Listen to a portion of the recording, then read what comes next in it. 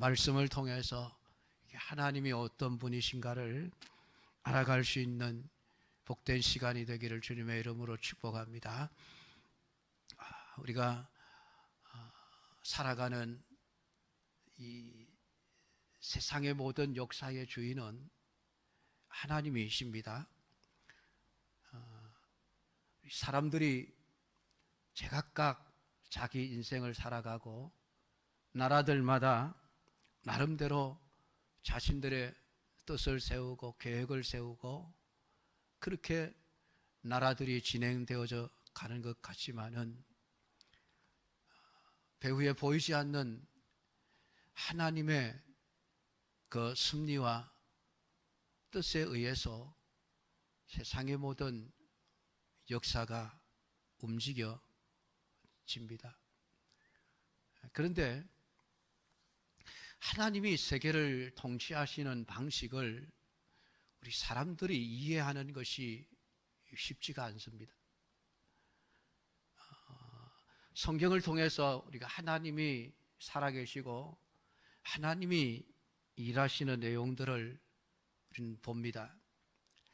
그런데 참 성경을 읽어 나가면서 늘 할 수밖에 없는 질문이 하나가 있습니다. 하나님, 왜 이렇게 하십니까? 왜 이렇게 하십니까? 우리가 성경을 묵상하다 보면은 자꾸만 그런 질문이 나와요. 하나님, 왜 이렇게 하시지요? 왜 이렇게 하시지요? 그 말은 우리 인간이 가지고 있는 생각과는 다르게 하나님이 일을 하신다는 이야기입니다. 물론 하나님이 행하시는 일들을 온전히 이해하는 분들은 왜라는 질문이 나오지 않겠죠. 하나님이 이렇게 하시는구나, 그렇게 받아들이실 수 있을 것입니다만은 우리가 하나님의 말씀을 읽으면서 도무지 이렇게 일하시면 안 되는데라는 이런 생각을 하게 될 경우들이 참 많습니다.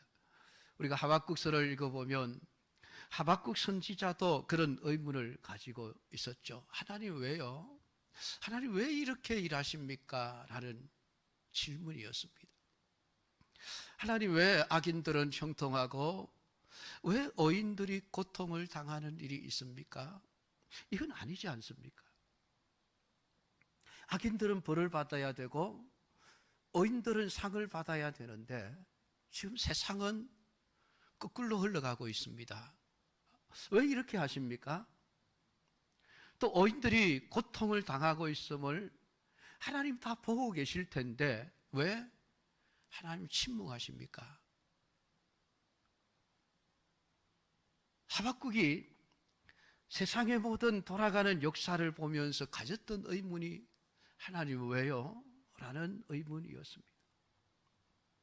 그래서 하박국은 내가 성루에 서리라, 성루에 서서 하나님이 내게 뭐라고 대답하시는지를 기다리겠다. 그래서 하나님이 하박국에게 주시는 대답이 오직 의인은 믿음으로 말미암아 살리라는 그런 대답이었습니다. 그러니까 우리가 하나님의 일하시는 방식들을 하나하나 살펴보면은 왜 이렇게 하십니까? 라고 말할 수밖에 없습니다. 그러니까 하나님의 일하시는 방식과 우리 사람이 일하는 방식이 다를 경우가 많다는 이야기죠. 그렇기 때문에 우리가 말씀을 통해서 하나님이 어떻게 일하시는가를 제대로 배우고 이해할 필요가 있습니다. 왜냐하면 나의 일이기 때문에 그렇습니다. 나라고 하는 이 존재 자체도 하나님이 하나님의 뜻대로 내 삶을 지금 움직여 나가고 운행하고 계신다라고 하는 사실 때문입니다. 나와 상관이 없이 그냥 하나님이 다른 사람들만, 나는 제쳐놓고 다른 사람들만 가지고 하나님이 역사를 하신다면 몰라도 괜찮습니다. 그냥 하나님이 나는 잘하실 거야, 나는 제대로 해주실 거야, 그렇게 믿으면 됩니다만은 아니에요. 나도 예외가 아니죠. 나도 역시 하나님의 그 세상을 통치하시고 다스리시는 그 방식 안에서 내 인생의 삶도 같이 진행이 되어져 나가고 있다는 사실 때문입니다. 그러니까 내 인생에 일하시는 하나님의 방식 또한 내가 이해할 수 없는 부분들이 많이 있다는 것 때문에 그렇습니다. 이게 이해가 되지 않으면 우리는 하나님을 원망하게 되어집니다. 이스라엘 백성들이 그게 이해가 안 되었던 것이죠. 왜 불과 일주일이면 갈 수 있는 그 짧은 거리를 왜 하나님은 돌려서 먼 길을 돌아서 가시게 하시는가? 여러분 이해가 되십니까? 우리는 할 수 있으면 지름길로 가려고 하죠. 할 수 있으면 빨리 가는 길을 가려고 합니다. 그게 사람의 방식이죠. 왜냐하면 효율적이기 때문에 그렇습니다. 요즘 말로 가성비가 좋다고 하죠.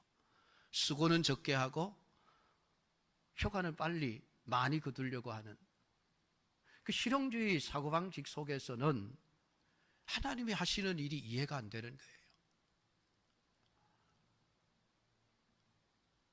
더구나 그 길이 애굽에서 바로 북쪽으로 지중해변을 따라서 가나안으로 올라가는 길보다 환경이 좋으냐, 상황이 더 나으냐 하면 절대로 그런 게 아니죠. 더 나빠요. 그러니까 하나님이 왜 이런 방식으로 일하시는가를 이스라엘 백성들이 이해를 못하니까 늘 뭐합니까? 원망하고 불평하죠. 지난 시간에 원불교 신자라 그렇더만요. 원불교, 원망하고 불평하는 교만한 교인이라고 그러죠. 하나님이 일하시는 것이 이해가 안 되면은 원망과 불평밖에 나오지를 않습니다. 여러분의 삶에 일하시는 하나님의 방식은 어떻습니까? 마음에 드십니까? 아니 좀 더 편하게 예수 믿도록 하지. 아니 좀 더 먹고 사는데 걱정 없이 내가 정말 교회 일에 그냥 전념할 수 있도록 좀 환경과 조건들을 좀 만들어 주시지. 헌신하고 싶은데 충성하고 싶은데 자꾸만 내 삶의 모든 환경은 어렵고 힘든 방향으로 자꾸 흘러가 버립니다. 그러니까 하나님 왜 이렇게 하십니까? 그런 하나님의 일하시는 방식이 이해가 안 되면은 그런 원망과 불평이 나올 수밖에 없는 것이죠. 그러니까 그걸 모르면은 결국은 하나님이 나를 사랑하지 않나 봐, 하나님이 나를 버리셨나 봐, 이제 심하게 되면 거기까지 가는 거예요. 나는 하나님 버린 자식인가 봐. 그건 하나님이 일하시는 방식을 이해하지 못하기 때문에 그렇습니다. 오늘 우리가 읽은 이 말씀도 하나님이 왜 이렇게 일하시는가라는 의문이 들 수 있는 내용이 오늘 본문의 내용입니다. 사울과 다윗의 이야기가 굉장히 길게 사무엘서에 기록이 되어져 있습니다. 약 한 13년 정도의 그 세월 동안에 일어났던 이야기들을 아주 성경은 길게 기록을 좀 해놓고 있습니다.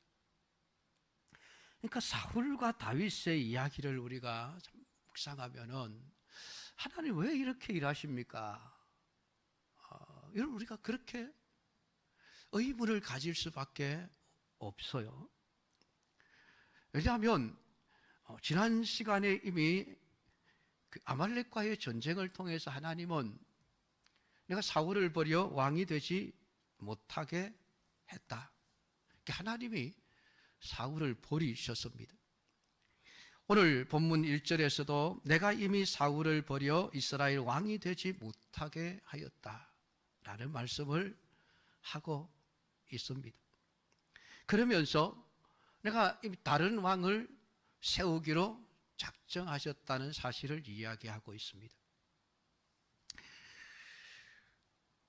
그럼 하나님이 사울을 버리고 여기서 하나님이 택하신 왕 다윗이죠.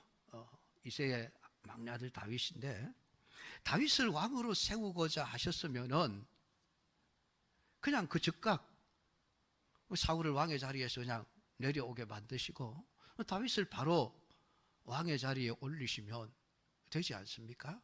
그럼 그게 우리 사람이 원하는 방식이에요. 그렇죠, 여러분? 아니, 하나님이 사울을 버렸으면 그냥 바로 그 자리에서 끄집어 내리시면 될 텐데 당장 끄집어 내리시지를 않아요. 그리고 다윗을 왕으로 세우시려고 하면은 기름을 부어서 바로 왕을 자리에 앉혀 올리시면 되는데 그렇게 하시지 않는다는 거예요. 근데 그렇게 하시지 않는 결과가 여러분 뭡니까? 다윗의 입장에서 한번 생각을 해보셔요. 차라리 하나님이 이때 뭐 한 17세쯤 되었을 것이라고 우리가 생각을 합니다만, 차라리 하나님이 다윗이 사울의 뒤를 이어 왕이 될 것이라는 사실을 미리 알려주지 않고 미리 기름 붓지 않고 30세의 왕이 되었으니까 한 29세쯤 되었을 때에, 아니 뭐 왕이 되게 한 달쯤 앞두고 하나님이 다윗에게 기름을 부어 왕이 되게 하셨다면 얼마나 좋았을까요? 그런 생각이 안 드십니까? 다윗의 입장에서 보면 일찍 기름을 부어 가지고는 죽을 고생을 13년 동안 하지 않습니까? 아니, 편안하게 아버지 말씀 잘 듣고 양떼들을 잘 돌보면서 신앙생활 잘하고 있는 다윗의 허파에 하나님이 바람을 불어넣으신 거예요.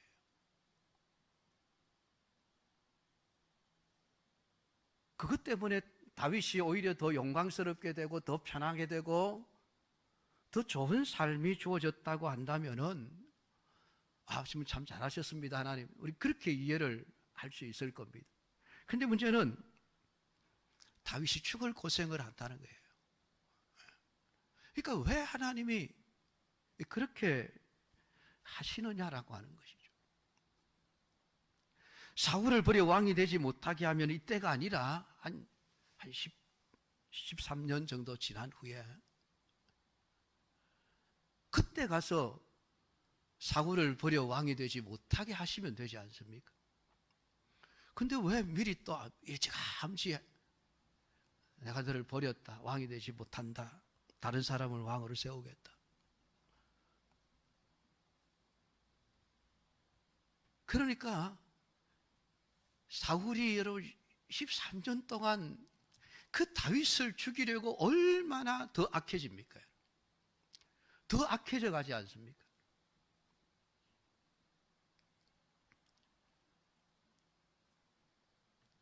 그러니까 다윗의 입장에서 보면 상당히 억울할 수 있는 방식이죠. 편안하게 있다가 그냥 왕의 자리에 올라갈 때가 되었을 때에 기름을 부어 너 이스라엘의 왕이 되어라. 그렇게 하시면은 다윗이 얼마나 편안하게 왕이 될 수 있었겠습니까? 그러니까 다윗의 입장에서 보면 하나님 왜요? 왜 이렇게 하십니까? 왜 일을 이렇게 하십니까? 그런 생각이 나올 수밖에 없습니다. 하나님이 일을 잘못 처리해서 내가 죽도록 고생했다는 그런 결론을 내릴 수 있지 않겠습니까?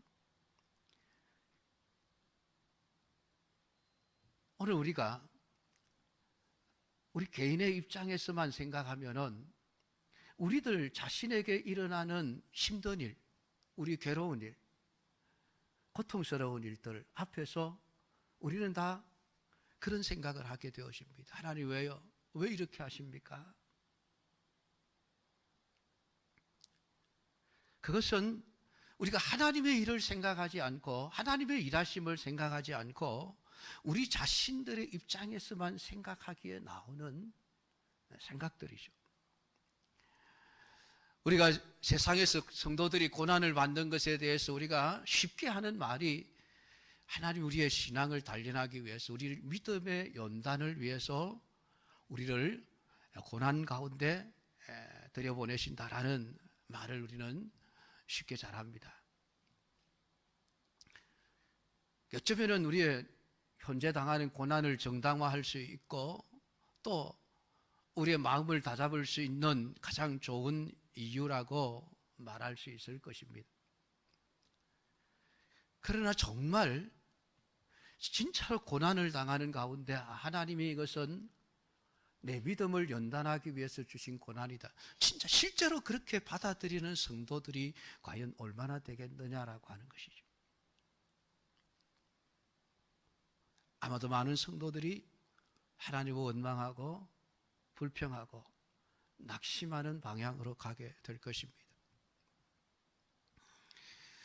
오늘 하나님이 사울을 버리셨고 사무엘을 보내어서 다윗에게 기름을 부으신 후에도 즉각적으로 왕위를 교체하지 않으셨던 것은, 비록 그 사울이 행하는 모든 일들이 악한 일이지만은 결국은 하나님이 하고자 하시는 일을 위한 어떤 역할을 하고 있었기 때문이 아니겠습니까?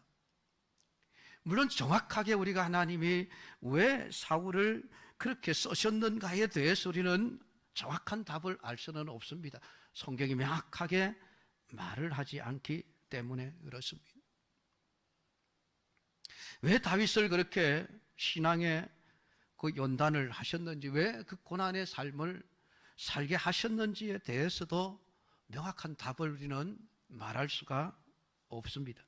그것을 성경이 밝혀놓고 있지 않기 때문에 그렇습니다.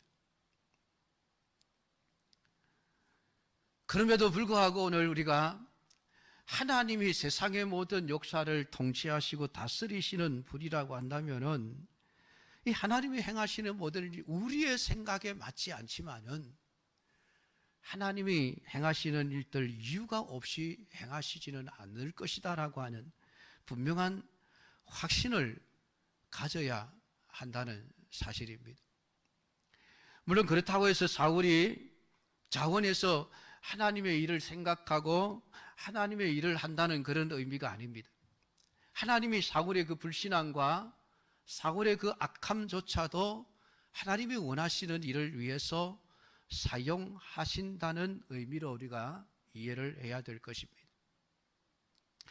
그렇게 볼 때에 여러분, 현 시대에 참 우리가 불평할 수밖에 없는 그 악한 자들의 어떤 행함들, 악한 자들의 삶을 우리가 보면서 우리는 늘 불평하고 그들을 정죄합니다.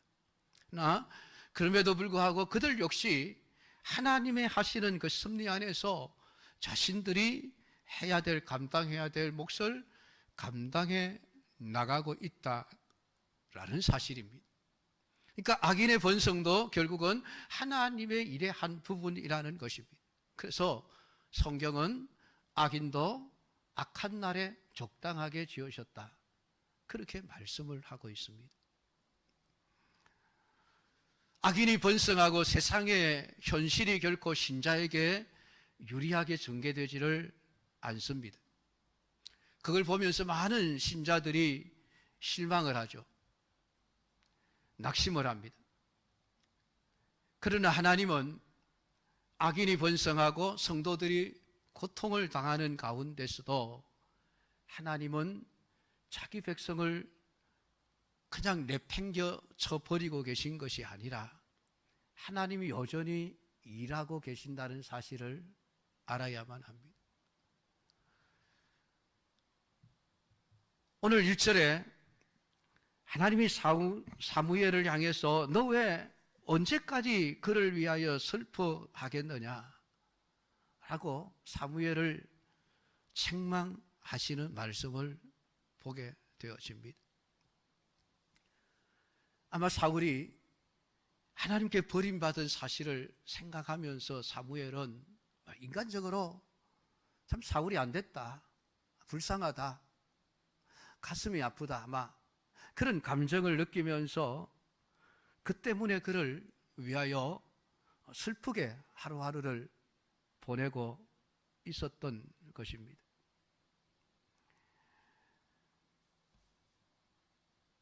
하나님께서는 그러한 사무엘의 슬퍼하는 모습을 책망하시는 겁니다. 너 왜 슬퍼하고 있느냐?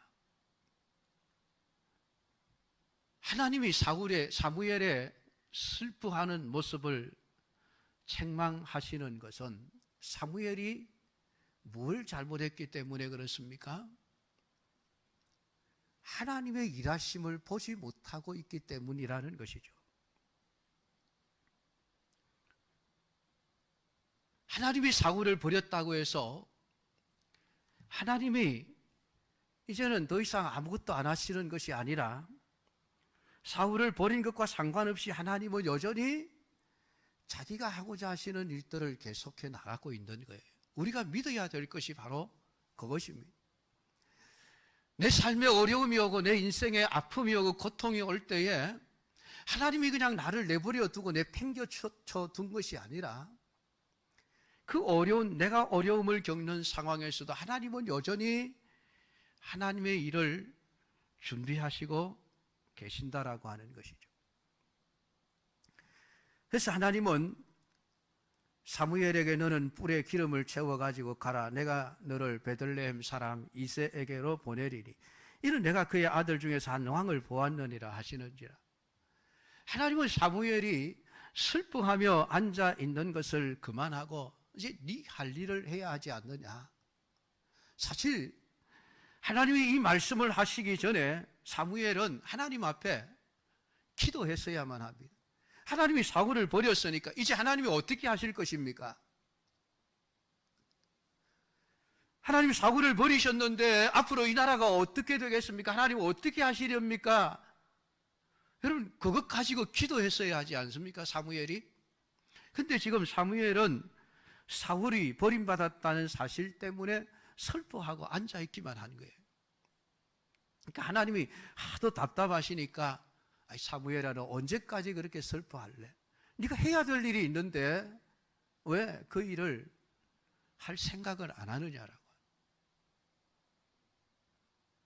너는 사울이 버림을 받았으면 당연히 사울의 뒤를 이어 누군가는 왕으로 세워야 되는데 그 왕을 세우는 일에 네가 기름을 붓는 일을 네가 해야 되잖아.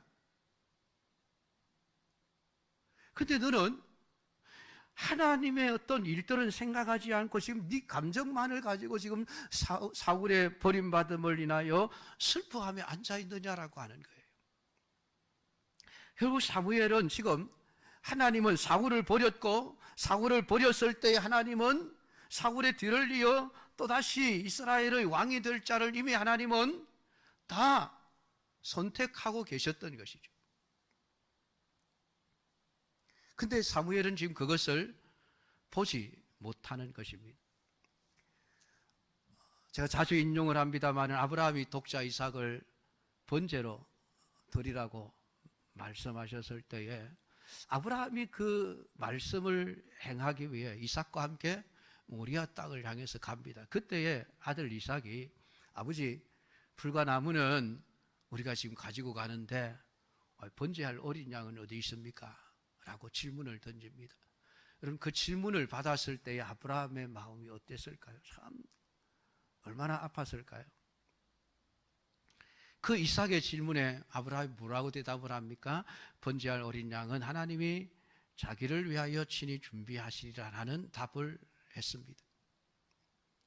근데 그 답을 하는 아브라함의 생각 속에 모리아 산에 가면 하나님이 순양을 준비해 놓을 거야. 그 생각을 하고 있었던 게 아니에요. 아브라함의 머릿속에는 하나님이 준비하신 제물이 누구입니까? 자기 아들 이삭인 거예요. 여전히. 대놓고 너야라고 말은 하지를 못하고 하나님이 자기를 위하여 친히 준비하시리라. 네, 그런 대답을 하죠. 그러니까 아브라함은 자기 아들 이삭을 진짜 제물로 생각하고 칼을 빼서 죽이려고 하죠. 이렇게 아브라함은 이삭만이 하나님께 드릴 제물이라고 거기까지밖에 생각을 못하고 있었던 거예요. 그런데 하나님은 이미 모리아 산에 그 숯불에 뿔이 걸려 있는 양을 제물로 준비를 해놓고 기다리셨던 것이죠. 결국은 아브라함의 아들 대신에 순양을 가져다가 번제를 드리고 난 이후에 그 땅의 이름을 여호와 이레라고 명명하게 되어집니다.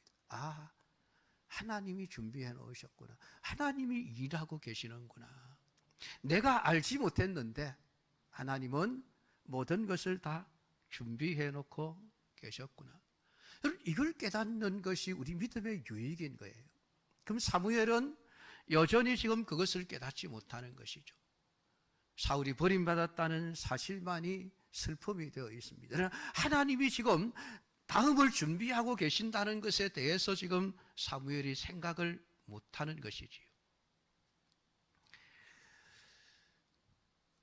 이스라엘에 대해서 하나님이 준비하고 계시는, 하나님이 일하고 계시는 것을 생각하지 않고 이스라엘의 장래를 생각한다면 분명히 슬플 수밖에 없을 것입니다.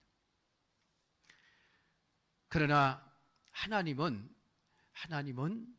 사무엘이 알지 못하는 가운데 이미 자신의 모든 해야 할 일들을 해 나가고 계십니다. 하나님이 우리에게 말씀하는 것이 그게 우리가 어둠과 혼란에 빠져들 때에 이미 하나님은 빛을 준비하고 계신다는 것이 우리가 알지 못하는 가운데 광명을 준비하고 계신다라고 하는 사실을 우리에게 말씀을 해주고 있습니다. 사무엘서를 시작할 때에 그 나라의 상황이 사사시대와 같이 엉망진창인 그런 시대였음을 우리는 엘리 제사장을 통해서 그의 아들 제사장들을 통해서 우리는 보았습니다. 영적인 암흑기죠. 암흑. 캄캄한 세상이지만 하나님은 이미 사무엘이라고 하는 빛을 준비해 놓으신 거예요. 사도 바울을 통해서 우리는 그러한 하나님의 일하심을 확인할 수 있습니다. 사도 바울이 2차 전도 여행을 하면서 내가 에베소에 가서 전도해야 되겠다. 작전을 세우고 일을 진행해 나가는데 자꾸만 길이 막히지 않습니까? 왜 막히지? 왜 막히지? 그러면서도 바울이 깨닫지를 못하는 거예요. 아, 이 길이 아닌가 보다. 다른 길로 돌아가자. 또 막힙니다. 모르는 거예요. 그러니까 하나님이 환상을 통해서 하나님의 일하심을 보여주죠. 마게도냐 사람 하나가 서서 와서 우리를 도우라고 손짓하는 환상을 보고 난 이후에야 사울이 깨닫습니다. 왜 자신의 길이 막혔는지, 왜 자신의 전도 사역에 문제가 발생했는지 그 이유를 비로소 깨닫게 되어지고 빌립보로 건너가게 되어지죠. 그리고 데살로니가를 거쳐서 고린도와 또 아가야 지방에 복음을 전하게 되어집니다. 근데 그렇게 갔더니 루디아를 만납니다. 옥중에 간수를 만나게 됩니다. 더구나 브리스가와 아굴라 부부를 만나 평생의 동력자를 얻게 되어지는 놀라운 역사가 준비되어 있었죠.